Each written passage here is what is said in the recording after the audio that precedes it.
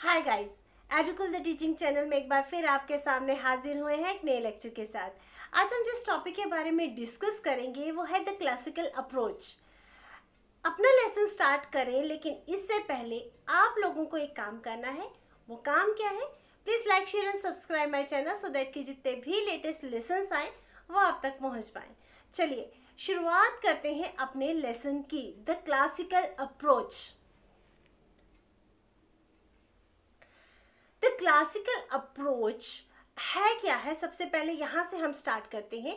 The classical writers thought of the organisation in terms of its purpose and formal structure.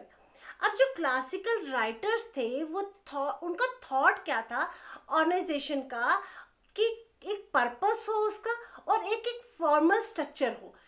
Means कि अगर आप कोई चीज start कर रहे हो, कोई ऑर्गेनाइजेशन है आपकी, तो उसके लिए क्या होना चाहिए? एक पर्पस होना चाहिए आपके पास और एक फॉर्मल स्ट्रक्चर होना चाहिए कि ये चीज अगर आप बना रहे हो, अगर आप ये ऑर्गेनाइजेशन स्टार्ट कर रहे हो तो आपके पास ये स्ट्रक्चर है and you have to follow that structure. आप उस स्ट्रक्चर को फॉलो करते हुए आगे का प्रोसीजर जो है वो करोगे।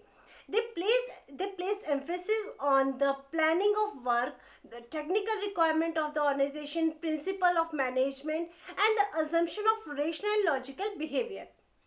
अब वो किस पे एम्फेस करते हैं? देखिए, अगर कोई ऑर्गेनाइजेशन, पहले तो वो कहता है कि जो भी ऑर्गेनाइजेशन स्टार्ट करनी है उसका एक फॉर्मल, एक पर्पस होना चाहिए और एक स्ट्रक्चर होना चाहिए। Got it? सेकेंड थिंग वो कहता है कि किस पे एम्फेस करेंगे, किस पे वो ज्यादा फोकस करेंगे। अब फोकस करने के लिए वो कहते हैं कि प्लानिंग ऑफ वर्क होना चाहिए। जो भी चीज आप कर रहे हो, जो भी आप ऑर्गेनाइजेशन स्टार्ट कर रहे हो या कोई भी आपको जो काम है, जो प्रोसेस में ला रहा है, उसमें आप क्या करोगे? प्लानिंग करोगे काम की, कि इस तरीके से हम क्या करेंगे, अपने काम को प्लान आउट करेंगे। टेक्निकली अगर कोई जो तकनीकी तौर पर जिसे हम कहें, जो टेक्निकली रिक्वायरमेंट्स हैं वो कौन कौन सी हैं, उसको भी हम क्या करेंगे? नोट डाउन करेंगे। प्रिंसिपल्स क्या होंगे, मैनेजमेंट के प्रिंसिपल्स क्या रहेंगे, ये भी हम नोट डाउन करेंगे। And the assumption of the rational and logical behaviour. अब देखिए, अजम्पशन, अज्यूम करके चलते हैं हम कि लॉजिकल बिहेवियर क्या रहना चाहिए हमारा, और रेशनल, हम रेशनल वे में हम किस तरीके से उसको पॉइंट आउट करेंगे, किस तरीके से उसको चलाएंगे। ये सारा प्रोसेस हमारा आता है किसमें? ऑर्गेनाइजेशन के। अगर हम ऑर्गेनाइजेशन को बना रहे हैं, क्लासिकल अप्रोच ने इस चीज पे ज्यादा फोकस किया है। मीन्स कि वो कहता है कि कोई भी अगर ऑर्गेनाइजेशन आप स्टार्ट कर रहे हो तो उसके लिए क्या है? एक फॉर्मल स्ट्रक्चर होना चाहिए और एम्फेसिस इन चीज़ों पे होना चाहिए। तब हम जाके कह सकते हैं कि हमारा जो है, जो हमारी अप्रोच है वो फॉर्मली काम करेगी। हमारी ऑर्गेनाइजेशन जो है उसका जो वर्कआउट करने का तरीका होगा वो सही रहेगा। आगे बढ़ते हैं हम इसमें। The analysis of organization in this manner is associated with work carried out initially in the early part of the last century. अब जो एनालिसिस है, इस ऑर्गेनाइजेशन का एनालिसिस का मतलब मैंने आपको बहुत बार समझा दिया है, फिर भी आपको बताती हूँ। विश्लेषण करना, इस पे ज़्यादा फोकस इसलिए कर रही हूँ क्योंकि जितनी भी चीज़ें आती हैं उसमें ये चीज़ ज़रूर होती है कि हम उसको, अगर आपने कोई भी किसी भी ऑर्गेनाइजेशन में काम करना है तो उसके हर एस्पेक्ट को देखना है। हर एस्पेक्ट को तब देखोगे जब आप उसे एनालाइज करोगे, राइट? उसके आगे वो कहता है कि analysation of the organisation in this manner is associated with the work carried out initially in the early part in the last century, but such writers like Taylor, Fayol, Urwick, Mooney, Reiley and Brech, such writers are laying the foundation for the comprehensive theory of the management. अब ये जो सारे writers हैं उन्होंने comprehensive management of the theory पे focus किया है। जितने भी ये राइटर्स हैं, इनिशियली जो अर्ली स्टेज थी और लास्ट की जो स्टेज थी क्लासिकल अप्रोच की, उन सब ने क्या किया? कॉम्प्रिहेंसिव थ्योरी ऑफ मैनेजमेंट पे फोकस किया है।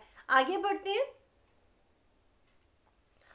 The clear understanding of purpose of an organization is seen as essential to understanding how the organization works and how its method of working can be improved.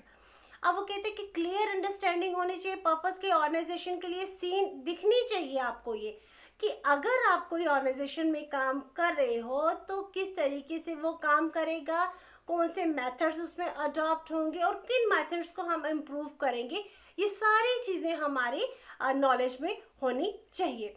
Identification of general objective will lead the classification of purpose and responsibilities at all level of the organization and to the most effective structure. अब ये तो बहुत बड़ी चीज़ है कि सबसे पहले ये हमने पिछले भी प्रीवियस हमने 2-3 जब हमने थ्योरीज की थी तब भी हमने स्टडी किया था कि आइडेंटिफिकेशन ऑफ ऑब्जेक्टिव्स होना चाहिए, ऑब्जेक्टिव डिसाइड होना चाहिए कि हम किन ऑब्जेक्टिव्स को लेके अपने स्कूल को चला रहे हैं, किसी भी ऑर्गेनाइजेशन को चला रहे हैं। एक ऑब्जेक्टिव ज़रूर होना चाहिए, क्योंकि जब वो ऑब्जेक्टिव होगा तो उसी ऑब्जेक्टिव के EBOs हम कहते हैं, एक्सपेक्टेड बिहेवियर ऑब्जेक्टिव्स हमारे होते हैं कि हम ये लेकर चलते हैं कि हम अगर ये ऑर्गेनाइजेशन चलाते हैं तो उसके बाद हमारा रिजल्ट ये आएगा। वो लीड टू द क्लास। अब वो क्या कहता है, क्लैरिफिकेशन ऑफ पर्पस। जब तक ऑब्जेक्टिव नहीं होगा तब तक आपका कोई भी पर्पस जो है सॉर्ट आउट नहीं होगा। रिस्पॉन्सिबिलिटीज आपको तब मिलेंगी जब आपके पास क्या होगा, प्रॉपर एक स्ट्रक्चर होगा और उसमें आइडेंटिफाई किया गया होगा कि जनरल ऑब्जेक्टिव्स हमारे ये हैं। And responsibilities at all level of the organization to the most effective. हर लेवल पे, हर स्टेज पे बहुत सारी स्टेजेस होती हैं, इनिशियल होता है, मिडिल स्टेज होती है, लास्ट स्टेज होती है। हर स्टेज पे जो रिस्पॉन्सिबिलिटीज होती हैं वो हमारी नॉलेज में होनी चाहिए। ये हमें क्लासिकल अप्रोच जो है इसमें हमें फोकस करती है। Attention is given to the division of work and the clear definition of the duties and responsibilities. Attention किस पे किया गया है, डिवीजन ऑफ, किस तरीके से काम को क्या करेंगे, बाइफरकेट करेंगे, लोगों में कौन कौन से डिवाइड, किस तरीके से किसको कौन सा प्रोजेक्ट देना है, ये सारा चीज़ें हम डिवीजन कर देंगे। रिस्पॉन्सिबिलिटीज़ क्या है, ड्यूटीज़ क्या है, maintaining specialization and coordination, coordinate किस तरीके से करना है, मेंटेन किस तरीके से करना है, ये सारी चीज़ें हम क्या करेंगे, पहले से ही हम इसको डिसाइड करके रखेंगे। Emphasis is on the hierarchy of management and formal organization relationship. अब ये क्या है कि एक एम्फेसिस किस पे भी होगा कि हायरार्की, एक जो लेवल है स्टार्टिंग से लेकर लास्ट तक, इनिशियल लेवल पे कौन आपके बॉस रहेंगे, उसके बाद किसकी बात आपको सुननी है, उसके बाद क्या रहेगा, एक जो हायरार्की जो हर एक किसी भी ऑर्गेनाइजेशन में होती है उसको भी हम क्या करेंगे, ध्यान में रखेंगे। Set of principle the classical writers also variously known as the formal scientific management writer।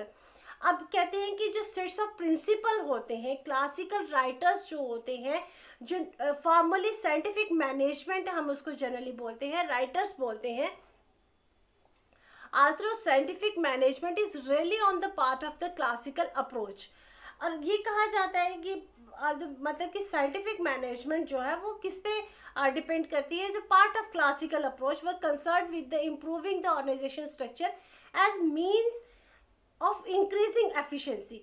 अब ये कहते हैं कि ये जो है जो अप्रोच है, ये इसका जो स्ट्रक्चर है, इसका एक ही फोकस है कि हम किस तरीके से एफिशिएंसी को क्या करें, बढ़ाएं, किस तरीके से हम एफिशिएंसी को इम्प्रूव करें, किस तरीके से हम अपने ऑर्गेनाइजेशन को इम्प्रूव करें। ये जो मेन साइंटिफिक मैनेजमेंट जो है, इसका एक मेन जो अप्रोच है इसकी क्लासिकल की, ये इस पे फोकस करती है।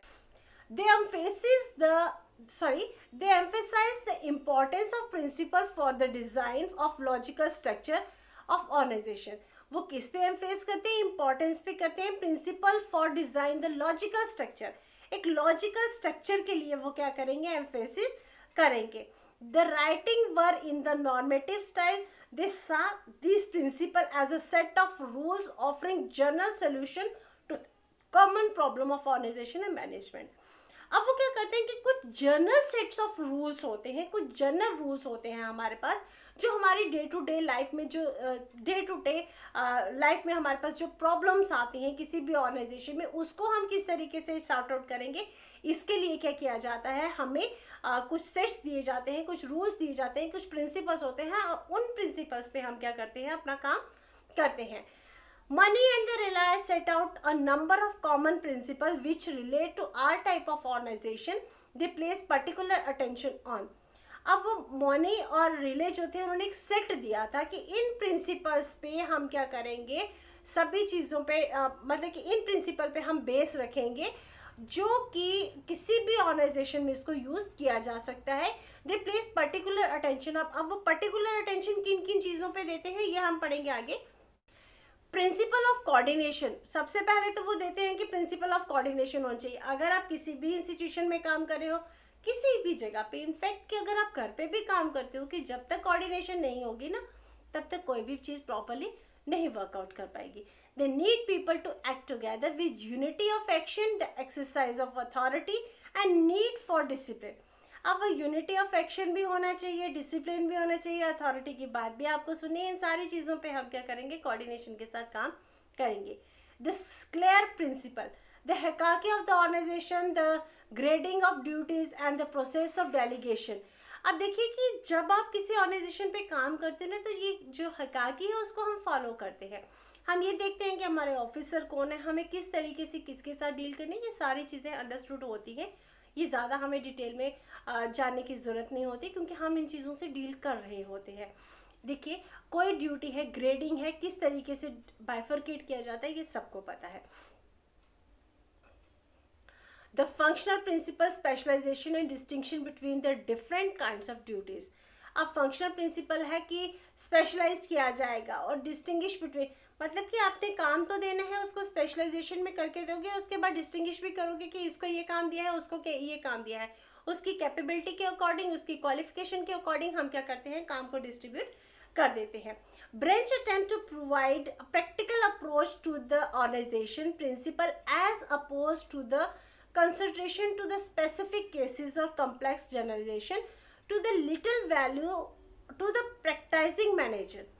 अब वो कहता है कि ब्रांच ने क्या किया, अटेम्प्ट किया टू प्रोवाइड प्रैक्टिकल अप्रोच। अब वो कहते हैं कि जो मैनेजर है वो प्रैक्टिकल अप्रोच के साथ ही काम करेगा based on the tried general principle as opposed by the concentration in specific cases, complex generalization and little value of practicing manager।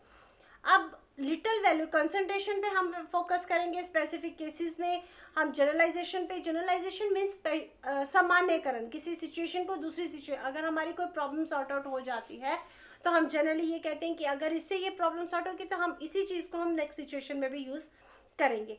अब वो कहते हैं कि प्रैक्टिकल मैनेजर को थोड़ी सी लिटिल वैल्यू हम कम देते हैं। He set out the various function in the organization and the definition of formal organization relationship। वो सेटअप कर देता है फंक्शंस क्या है ऑर्गेनाइजेशन की और definition of formal organization relationship. अब फॉर्मल रिलेशनशिप में किस तरीके से हम उसको डिफाइन करेंगे उसने क्लियरली इसमें मेंशन किया है। Although clearly a strong supporter of the formal approach in some of its view, such as for example on the principle of span of control, Brecht less defined than other classical writers and recognize a degree of flexibility according to the particular situation।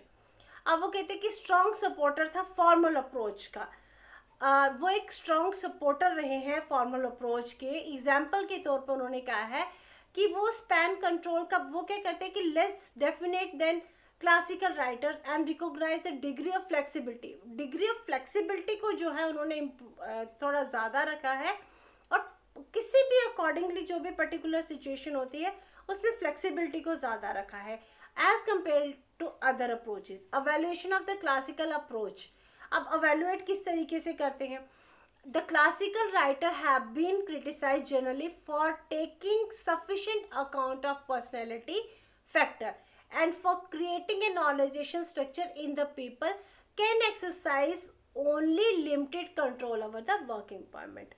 अब वो कहते हैं कि classical approach का ये अवेल्युएट किया उन्होंने कि उसमें क्रिटिसाइज उसको किया। कोई भी अप्रोच हो बट ये याद रखिएगा कोई भी अप्रोच है, कोई भी लॉ है, कोई भी रूल है, जब तक उसको क्रिटिसिज्म नहीं मिलेगा तब तक वो सक्सेसफुल नहीं होगी क्योंकि वो उसी क्रिटिसिज्म पे बेस पे आगे जो है इम्प्रूवमेंट करेगी।